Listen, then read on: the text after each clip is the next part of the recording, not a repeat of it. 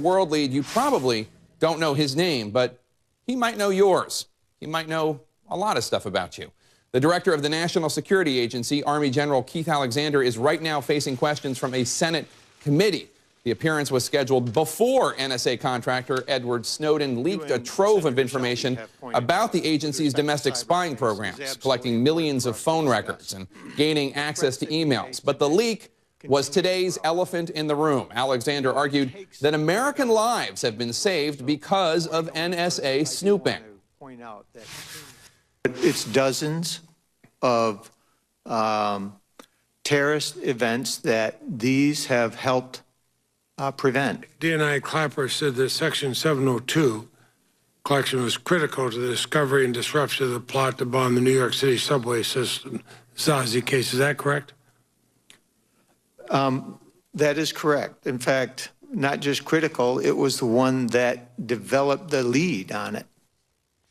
Meanwhile, presumably on the other side of the world, another revelation from Edward Snowden. Speaking to the South China Morning Post for the first time since breaking his cover to the Guardian newspaper, Snowden says the U.S. government has been hacking into computers in mainland China and Hong Kong since 2009.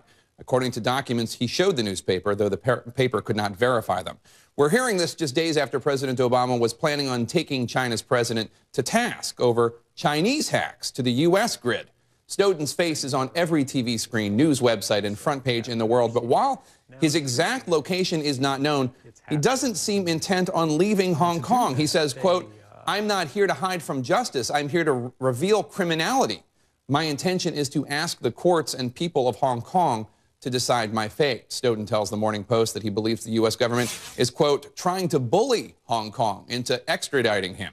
Regarding the debate he's touched off here in the United States, Snowden says, quote, "I'm neither traitor nor hero. I'm an American."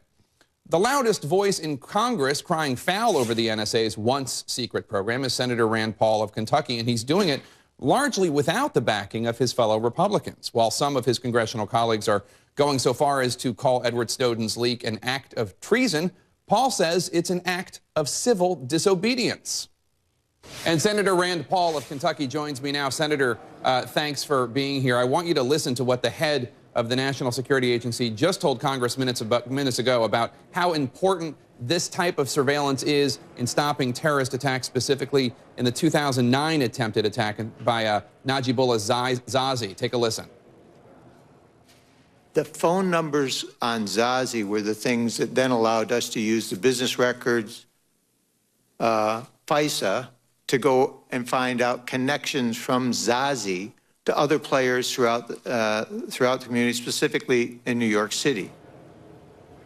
So, Senator Paul, we've heard this claim, but there it is, the director of the NSA saying it on the record. If it weren't for this type of surveillance, who knows how many thousands of New Yorkers would have died. What's your response? You know, I think there's a little bit of a credibility gap with the intelligence agencies in our country.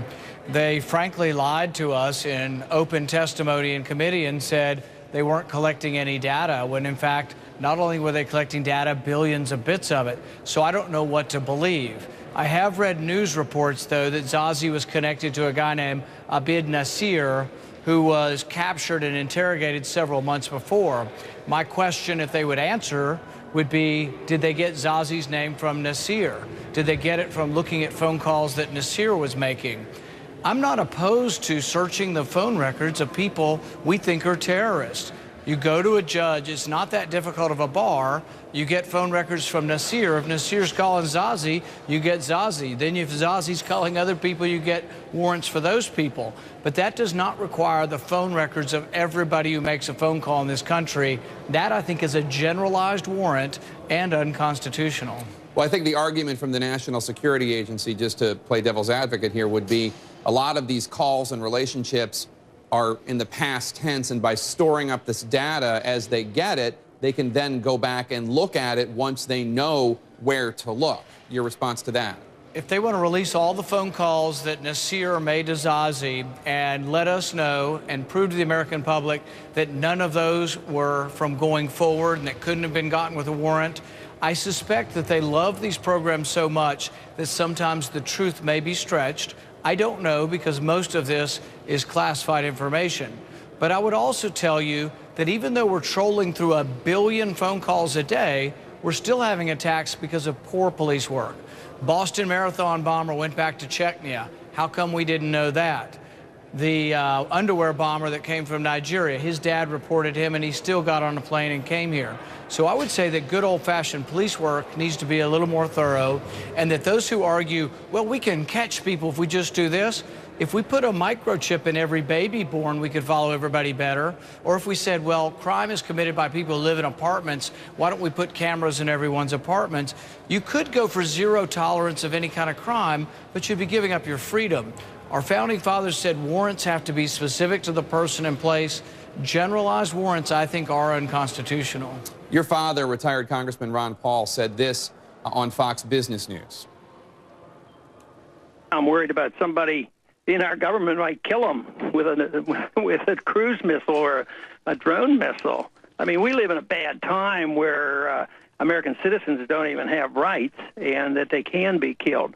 But the gentleman is trying to tell the truth about what's going on. That's your father talking, obviously, about Ed Snowden, who leaked all this information. Are you concerned that Snowden might be killed by a drone attack? Are you concerned about his safety?